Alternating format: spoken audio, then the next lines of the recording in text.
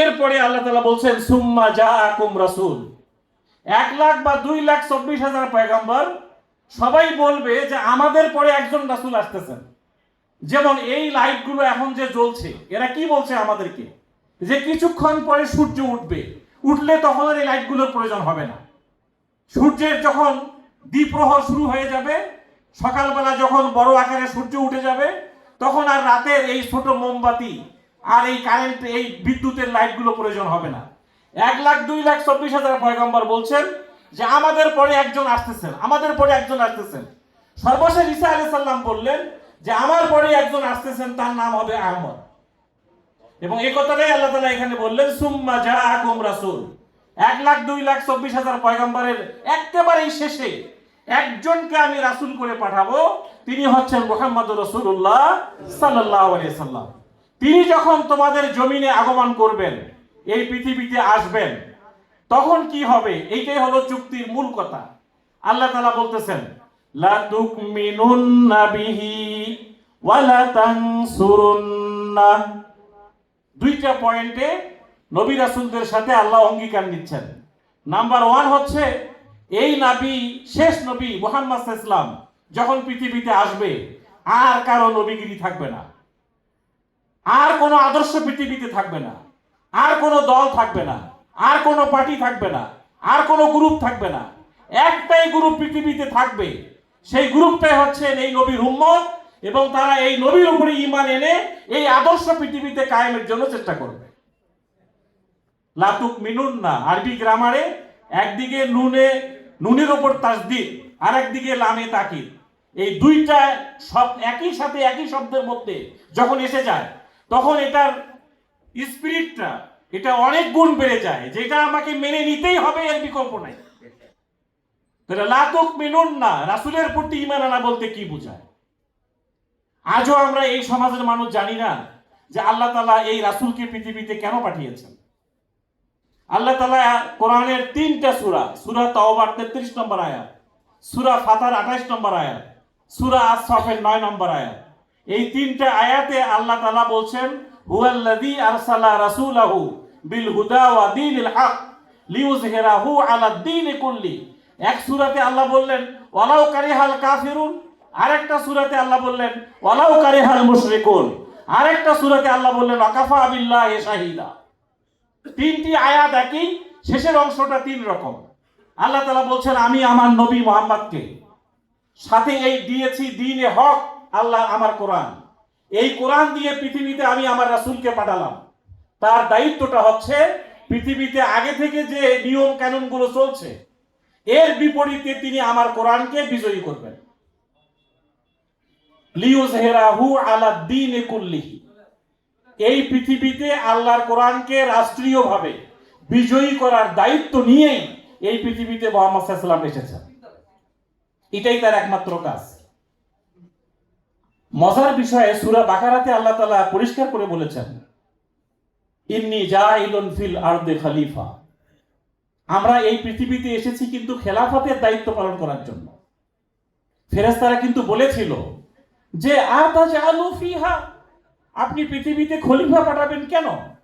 নাহানু নুসাব্বিহু বিহামদিকা ওয়া নুকাদ্দিসু লাক, আমরা তো আপনার সকাল সন্ধ্যার তাসবিহ জিকির আজকার ওজিফা যা পড়া দরকার পড়তেছি, তো আপনার আবার খলিফা পাঠানোর দরকারটা কি? আল্লাহ তাআলা বললেন যে জিকির আজকার তাসবিহ তাহলিল ওজিফা এইটাই আমার খলিফা পাঠানোর মূল উদ্দেশ্য না। ইন্নী আ'লামু মা লা তা'লামুন, আমি যেটা জানি তোমরা সেটা জানো না, আমি যতটুকু তোমাদেরকে শিখিয়েছি অতটুকুই তোমরা জানো, এর বেশি কিছু জানো না। আমি পৃথিবীতে মানুষকে পাঠাচ্ছি শুধুমাত্র তাসবিহ তাহলিল জিকির আজকারের জন্য না, মানুষের মূল দায়িত্ব, মেইন দায়িত্ব, আসলি দায়িত্ব, অরিজিনাল দায়িত্ব খেলাফতের দায়িত্ব পালন করা। বলেন কথাটা ঠিক কিনা? ঠিক। ফিল আরদি খলিফা, খেলাফতের দায়িত্ব বলতে কি বোঝায়? রাষ্ট্রীয় দায়িত্ব পালন। আবু বকর খলিফা ছিলেন, ওমর খলিফা ছিলেন, মুহাম্মদ সাল্লাল্লাহু আলাইহি ওয়াসাল্লাম খলিফা ছিলেন, ওসমান খলিফা ছিলেন, আলী খলিফা ছিলেন, এদেরকে সবাইকে খোলাফায়ে রাশেদা বলা হয়। খলিফাগিরি কিভাবে করতে হবে আবু বকর দেখিয়ে দিয়েছেন, ওমর দেখিয়েছেন, ওসমান দেখিয়েছেন, আলী দেখিয়েছেন। এই দায়িত্বটাই আপনার আমার সবার দায়িত্ব, কিয়ামত পর্যন্ত এই দায়িত্বটা পালন করতে হবে। আরেকটা হলো ওয়ালা তানসুরুন্না। দেখেন, লা তুমিনুন্না, ঈমান কাকে বলে আমরা এখনো জানি না। আল্লাহ তাআলা সূরা বাকারাতে বললেন ওয়ামিনান নাস, মানুষের এই সমাজে অনেক মানুষ আছে যারা বলে মাইয়াকুলু আমান্না বিল্লাহ ওয়া বিল ইয়াউমিল আখির। আমাদের দাড়ি আছে, টুপি আছে, জুব্বা আছে, পাগড়ি আছে, ইতিমখানা আছে, মসজিদ আছে, মাদ্রাসা আছে, হজ করেছি, যাকাত দিয়েছি, নামাজ পড়েছি, আমি জিকির আজকার করি, আমি ঈমানদার, আমি আল্লাহর উপর ঈমান এনেছি। এই ঘোষণা দেওয়ার লোক এই সমাজে বহুত আছে, কিন্তু আল্লাহ বলছে ওয়াহুম লা ইউমিনুন, ওরা ঈমানদার না। তাহলে ঈমানদারটা কারা? সূরা বাকারায় আল্লাহ পরিষ্কার করে বলেছেন ঈমানের ঘোষণা দিলেই ঈমানদার হওয়া যায় না। সূরা আনকাবুতের প্রথম আয়াত, আহাসিবান নাস আইয়ুতরাকু আইয়াকুলু আমান্না ওয়া হুম লা ইফতানুন। আমি মুখে মুখে বললাম লা ইলাহা ইল্লাল্লাহ, এই ঘোষণা দিলেই আমি আল্লাহ তোমাকে এমনি এমনি ছেড়ে দেব, তোমাকে পরীক্ষা করব না? তার ঈমানের ঘোষণা দিলেই ঈমানদার হওয়া যায় না। তার ঈমানদার কাকে বলে? এইটা সূরা হুজুরাতের 15 নম্বর আয়াতে আল্লাহ বলেছেন যে ঈমানের ঘোষণা দেওয়ার অর্থই হচ্ছে তুমি আল্লাহর উপরে ঈমান আনবে, রাসূলের উপরে ঈমান আনবে, এবং আল্লাহ এবং রাসূলের যে আদর্শ, আল্লাহ যে এই পৃথিবীতে রাসূল সাল্লাল্লাহু আলাইহি ওয়াসাল্লামকে কোরআনকে বিজয়ী করার জন্য পাঠিয়েছেন, এই কাজ করার জন্য তুমি কোনো সন্দেহ সংশয়ে লিপ্ত হওয়া যাবে না।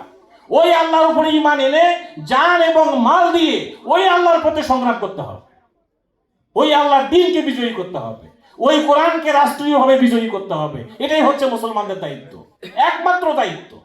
এবং ঈমানের অনিবার্য দাবি হচ্ছে ইসলামী আন্দোলন। যে ঈমানের সাথে ইসলামী আন্দোলন নাই, যে ঈমানের সাথে কোরআন বিজয়ের কোনো সম্পর্ক নাই, আল্লাহ রাসূলের পরিষ্কার হাদিস, মান মাতা, যে ব্যক্তি মারা গেল, ওয়ালাম ইয়াকজু ওয়ালাম ইউহাদ্দিসু বিহি নাফসু ফামাতা মাইতাতাল জাহিলিয়া। আরেকটা হাদিসে বলা হয়েছে ফামাতা মুনাফিক, সে নিফাক নিয়ে, মুনাফিকি নিয়ে মৃত্যুবরণ করলো। যে ঈমানদার ঈমানের ঘোষণা দেওয়ার পরে তার যুদ্ধ সংগ্রাম, আল্লাহর দ্বীন কায়েম, কোরআনের রাজ কায়েম, এই ব্যাপারে তার কোনো ভূমিকা নাই, তার মৃত্যু হবে জাহিলিয়াতের মৃত্যু, তার মৃত্যু হবে মুনাফিকের মৃত্যু। নাউজুবিল্লাহ। সম্মানিত ভাই সব, একমাত্র দায়িত্ব, মূল দায়িত্ব যে আমাদেরকে আল্লাহর এই পৃথিবীতে আল্লাহর কোরআনকে বিজয়ী করার যেটা কাজ, এটাই খেলাফতের কাজ, এটাই ইসলামী আন্দোলন, এটাই ইকামতে দ্বীন, এটাই জিহাদ ফি সাবিলিল্লাহ। এর বাইরে আমাদের আর কোনো কাজ নাই। আসুন আমরা এই কোরআনকে বিজয়ী করার কাজে নিজেকে নিয়োজিত করি। আল্লাহ আমাদেরকে কবুল করুন। 2 নম্বর শপথটা কি? ওয়ালা তানসুরুন্নাহ। তোমাদের 2 নম্বর কাজটা হলো, তোমরা যে ঈমানের ঘোষণা দিয়েছো যে তোমরা এই পৃথিবীতে কোরআনকে বিজয়ী করতে চাও, ঈমানের মূল কথাটা কিন্তু লা ইলাহা ইল্লাল্লাহ। এটারই বাংলা অর্থ এখনো আমরা বুঝি না। লা ইলাহা ইল্লাল্লাহ, ইলাহ শব্দের অর্থ হচ্ছে আইনদাতা, হুকুমকর্তা, রিজিকদাতা, বিধানদাতা। এর অর্থ হচ্ছে আমি আল্লাহ ছাড়া আর কারো আইন মানি না। লা ইলাহা, লা না, আমি মানি না, আল্লাহ ছাড়া আর কারো আইন মানি না, এটাই মূল কথা, লা ইলাহা ইল্লাল্লাহ। আদম আলাইহিস সালামের ওই কালেমা ছিল লা ইলাহা ইল্লাল্লাহ, ঈসা আলাইহিস সালামের ওই কালেমা ছিল লা ইলাহা ইল্লাল্লাহ, মুহাম্মদ সাল্লাল্লাহু আলাইহি ওয়াসাল্লামের ওই কালেমা ছিল লা ইলাহা ইল্লাল্লাহ। আমরা আল্লাহ ছাড়া আর কারো আইন মানি না। পরের অংশটুকু মুহাম্মদুর রাসূলুল্লাহ, কোথাও মুসা কালিমুল্লাহ, কোথা এইভাবে এক নবীর ক্ষেত্রে এক রকমের কথা ছিল, কিন্তু লা ইলাহা ইল্লাল্লাহ এটাই হচ্ছে সব নবী রাসূলের মূল কথা। আমরা আল্লাহ ছাড়া আর কারো আইন মানি না। আমরা খেলাফতের দায়িত্ব নিয়ে পৃথিবীতে এসেছি। পৃথিবীতে হয় আল্লাহর খেলাফত চলবে, না হয় শয়তানের খেলাফত চলবে। ফেরাউন যখন সাগরে হাবুডুবু খেয়ে মারা গেল, তখন আল্লাহ তাআলা কি বললেন? আল-ইয়াউমা নুনাজ্জিকা বিবাদনিক, আমি আল্লাহ তোমার বডিকে সুটকি করে বানায় রাখবো পৃথিবীতে। কেন? লিতাকুনা লিমান খালফাকা আয়া, খালফাকা খলিফা, খেলাফতের দায়িত্ব তোমার মতো ফেরাউনি দায়িত্ব, তোমার মতো ফ্যাসিস্ট, তোমার মতো স্বৈরাচার হয়ে যুগে যুগে যারা এই পৃথিবীতে রাষ্ট্রীয় দায়িত্ব পালন করবে, তারা যেন তোমাকে দেখে শিক্ষা নেয়। এই জন্য তোমার বডিকে আমি কিয়ামত পর্যন্ত এখানে রেখে দেব। কথা বোঝা গেছে? তাহলে ওয়ালা তানসুরুন্নাহ, 2 নম্বর শর্তটা হচ্ছে এই নবীর হাতকে শক্তিশালী করতে হবে। আমাদের এই নবী মুহাম্মদ সাল্লাল্লাহু আলাইহি ওয়াসাল্লাম দুনিয়া থেকে চলে যাওয়ার পরে রিসালাতের দায়িত্ব এখনো আমাদেরকে পালন করতে হবে কিনা, কি বলেন আপনারা? আজকেও যদি আমরা মারা যাই, কবরে 2 নম্বর প্রশ্ন হবে,